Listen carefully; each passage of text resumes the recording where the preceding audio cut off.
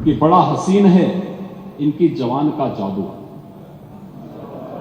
लगा के आग बहारों की बात करते हैं। जिन्होंने रात में चुन चुन के बस्तियों को लूटा, वही नसीबों के मारों की बात करते हैं। आप लोगों के बारे में एक मान्यता ये भी है, मजबूरी भी है, और आपके बारे में मान्यता भी है कि आज के समाजवादियों के बारे में, तो जिस थाली में खाते हैं उसमें छेद करके फिर जाते हैं कि बड़ा हसीन है इनकी जवान का जादू,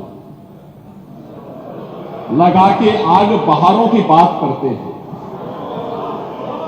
जिन्होंने रात में चुन चुन के बस्तियों को लूटा, वही नसीबों के मारों की बात करते हैं।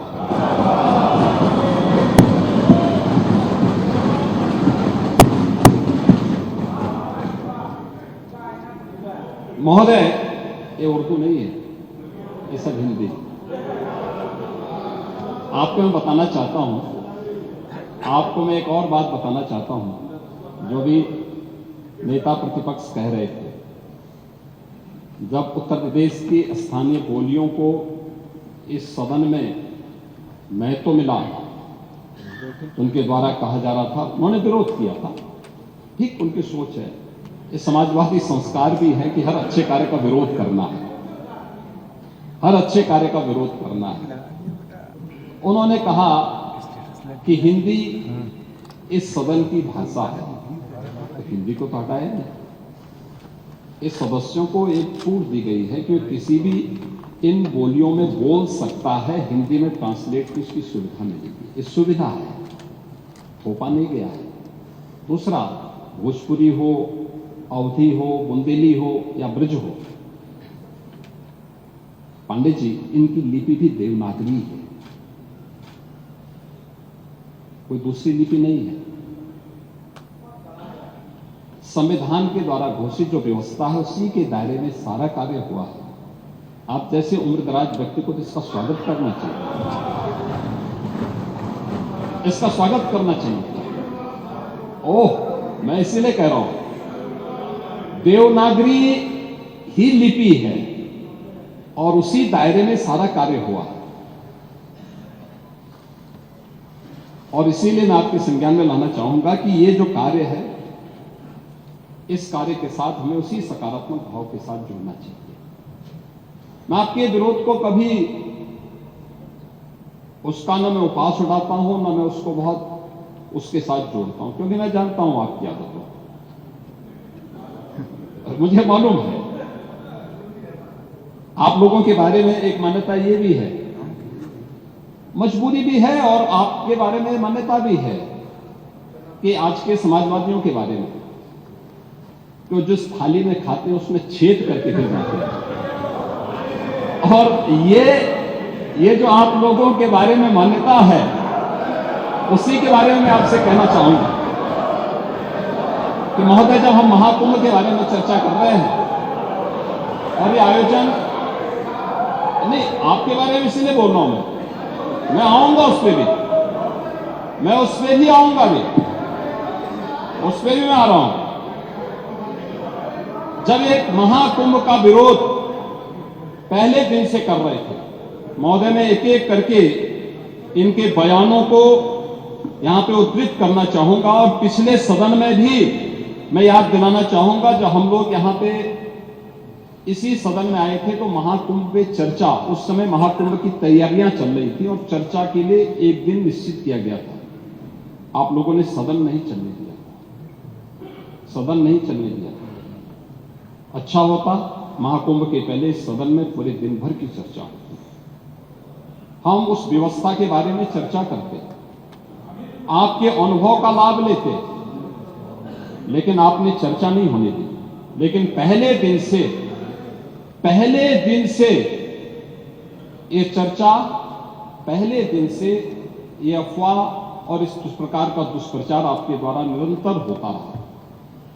आप याद करिए, समाजवादी पार्टी के राष्ट्रीय अध्यक्ष ने महाकुंभ आयोजन के पहले इस बारे में कहना शुरू किया कि साहब, इतना पैसा और इतना विस्तार देने की आवश्यकता क्या है। उनके बयान, उनका बयान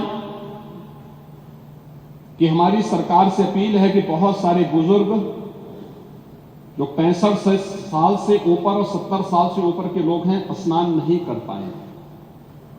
उसके बाद फिर उनके बयान आए जब शुरू हो गया। फिर लगातार अगर समाजवादी पार्टी के सोशल मीडिया हैंडल को देखें, वो आपके संस्कारों के अनुसार ही भाषा का प्रयोग भी करते हैं और जिस प्रकार की भाषा का उसमें प्रयोग किया जाता है, मुझे लगता है किसी भी सभ्य सोसाइटी के लिए वो भाषा कभी शोभा नहीं देगी। आप लोगों के अपने संस्कार हो सकते हैं, आप लोगों का अपना व्यवहार हो सकता है, लेकिन कोई सभ्य समाज और कोई सभ्य सोसाइटी उसको कभी मान्यता नहीं दे सकती। लेकिन उसके माध्यम से लगातार दुष्प्रचार किया गया। यही नहीं, ये भी मांग हुई। देखिए, आपकी पार्टी के ही नेता, आपके अध्यक्ष ने कहा कि हम मांग करते हैं कि अकबर का किला जो बिल्कुल संगम नोच पर वहां जो वट वृक्ष है उसकी पूजा करते हैं। सरस्वती नदी भी वहीं से निकलती है। आप देखिए, यानी अक्षय वट का नाम भी उनको नहीं मालूम। सरस्वती कूप को सरस्वती नदी कहते हैं। ये आपका जनरल नॉलेज है।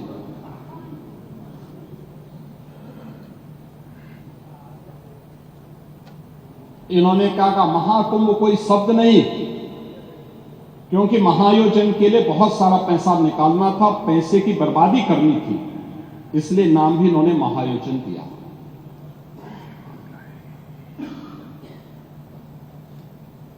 पहले दिन से ही राज्य सरकार आंकड़े दे रही है कि कितने लोगों ने पवित्र डुबकी लगाई है। जो लोग पवित्र डुबकी लगाने वालों की संख्या बता सकते हैं, वे यह नहीं बता पा रहे हैं कि कितने लोगों की जान चली गई।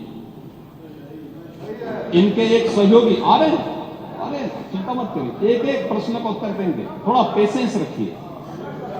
देखो, आप बोल रहे थे, मैं बहुत शांति से सुन रहा था, बहुत शांति से। आप ही के एक सहयोगी श्री लालू यादव जी कह रहे हैं, अरे ये सब कुंभ का क्या कोई मतलब है, फालतू का कुंभ है। यानी सनातन धर्म के इस महायोजन को फालतू उनको दिखाई देता है। और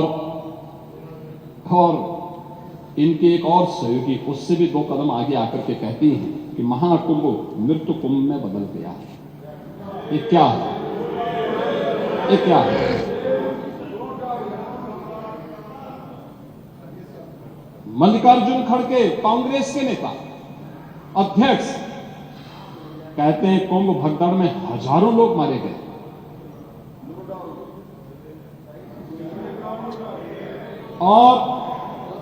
और जया बच्चन क्या कहती हैं? ये समाजवादी पार्टी की नेत्री है। इस देश में अभी सबसे बड़ा मुद्दा महाकुंभ भगदड़ की घटना है।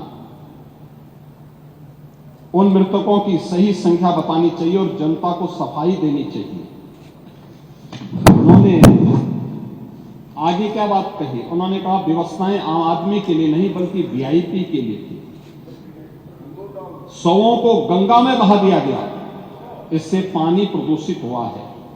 यही पानी लोगों तक पहुंच रहा है। और ये इस प्रकार के गैर जिम्मेदाराना बयान समाजवादी पार्टी, कांग्रेस, आरजेडी और टीएमसी के नेताओं के द्वारा सनातन धर्म के जुड़े हुए सबसे बड़े आयोजन के प्रति दिए गए। महोदय, मैं ये जानना चाहता हूं कि क्या सनातन धर्म का अनुयायी बनना या सनातन धर्म के किसी आयोजन को भव्यता के साथ करना क्या कोई अपराध है?